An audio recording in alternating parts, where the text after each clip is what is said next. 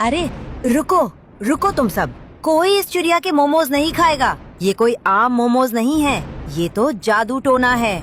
भला किसी के खेत में भी कभी गर्मा गर्म मोमोज उगते हैं क्या? और ये मोमोज का घर कहाँ से आया?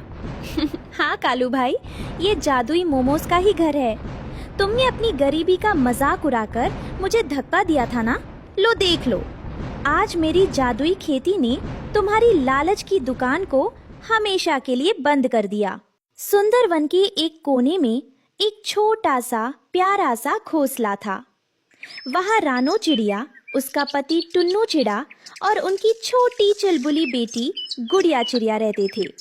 वे तीनों बहुत सीधे साधे थे और अपने छोटे से खेत में हरी भरी सब्जियां उगाकर खुशी खुशी जीवन बिता रहे थे।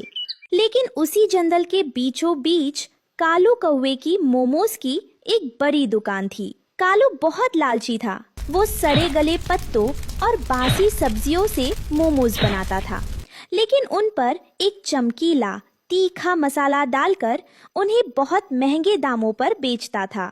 जंगल के सारे बच्चे उन मोमोज के दीवाने थे।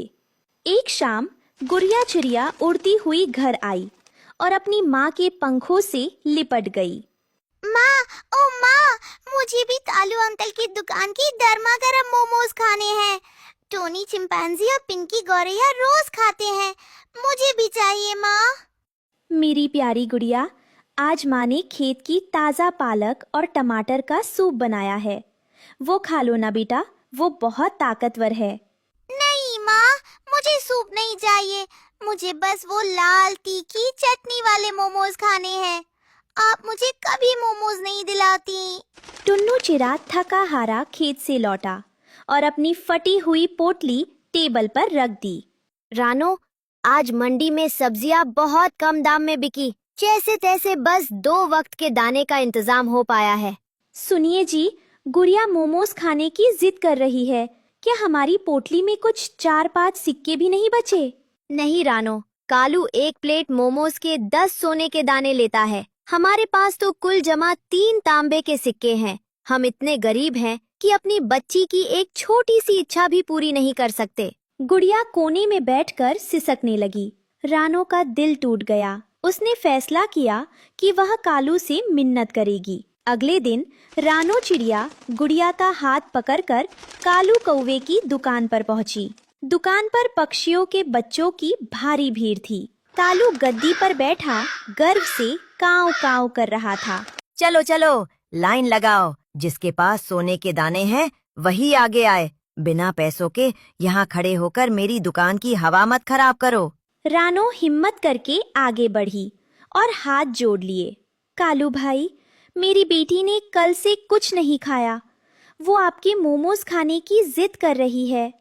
मेरे पास इस वक्त सोने के दाने तो नहीं है, लेकिन ये 3 तांबे के सिक्के रख लो और मेरी बच्ची को बस 1 मोमो दे दो। कालू ने उन सिक्कों को देखा और जोर से हंस पड़ा। 3 तांबे के सिक्के?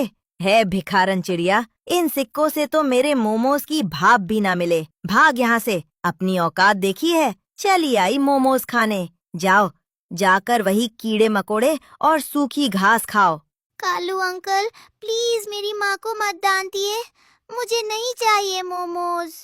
ए छोटी, अपनी माँ को ले जा यहाँ से, नहीं तो ढकेल दूंगा नीचे। चल, फुर्र हो जा। कालू ने रानो को धक्का दे दिया। रानो और गुड़िया रोती हुई वहां से उड़ गई। जंगल के बाकी पक्षी तमाशा देखते रहे, पर कालू के डर से कोई कुछ नहीं बोला। रानो चिड़िया अपनी बेटी को घोंसले में सुलाकर खेत के एक कोने में बैठकर फूट प्रतिशत फूट कर रोने लगी। हे भगवान, गरीबी इतनी बड़ी सजा क्यों है? मैं अपनी बच्ची का दिल भी नहीं बहला सकती। काश मैं उसे वो मोमोज खिला पाती।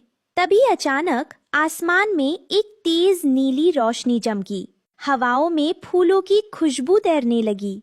रानो ने आंखें खोली तो देखा कि सामने एक बेहद खूबसूरत चमकदार पंखों वाली परी खड़ी थी।